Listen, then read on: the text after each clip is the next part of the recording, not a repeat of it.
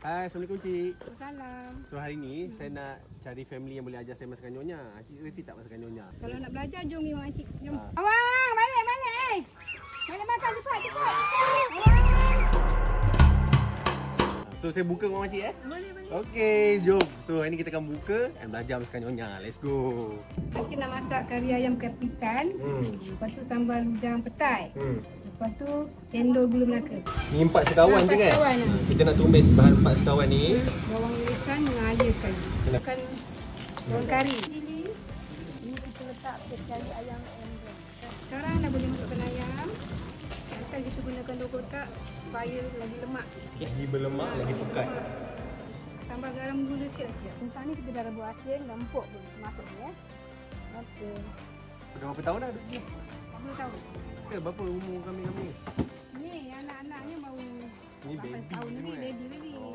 Sebabkan luar tadi hujan, so sekarang ni kita nak masak dalam dapur pula. Masukkan bawang putih, bawang merah. Bawang merah, macam-macam. Masukkan cili. Cik, apa rahsia nak bagi masakan nyonya ni sedap? Makcik gunakan rempah campuran yang betul. Ha. Lepas tu dengan ayam brand. Senang nak gulai. Ayam brand ni pun ada banyak macam kari ayam, kurma, sambal tumi, kari ikan dan juga masak lemak cili padi. Kita masukkan udang. So, kita kacau. Kita masukkan air sikit. Oh, besar-besar petainya. Kita masukkan daun asam keping ataupun asam gelugur, irisan ya. Oh. Untuk lebih sedap, ditambahkan lagi gula. Kita masukkan bawang golden. Nak bagi manis-manis sikit kan? Nak bagi cantik, nak bagi sedap. Kita nak buat cendol gula Melaka. And abang ni nak Kisar ais. nak kisar ais. Kita masukkan santan ayam brand dan sedikit garam. Cendol. Kita masukkan jagung ayam brand. Kita masukkan gula Melaka. Kita nak masukkan santan yang tadi kita dah buat. Sekarang kita masukkan ais. Oh, nampak sedap cendol ni. Kita lemak manis tu, makcik gunakan santan ayam brand ni. Itulah rahsia dia. Betul. Okay, jom kita nak buka. Jom. Miau. Miau di sini, miau. Bismillahirrahmanirrahim. Nak makan je?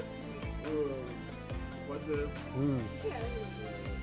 Sedap. Kari pekat, santan semua berlemak, berkrim, sambal pun tak ada pedas, memang komplit. So kalau korang nak sedap macam ni, guna je paste ayam brand, settle semua. Kita baru je habis berbuka kat Makcik Arum, sekarang ni sangat-sangat kenyang, semua makanan sangat sedap.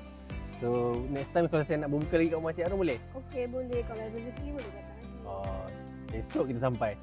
So ni ada sedikit penghargaan daripada saya untuk Cik dan sekeluarga. Terima kasih.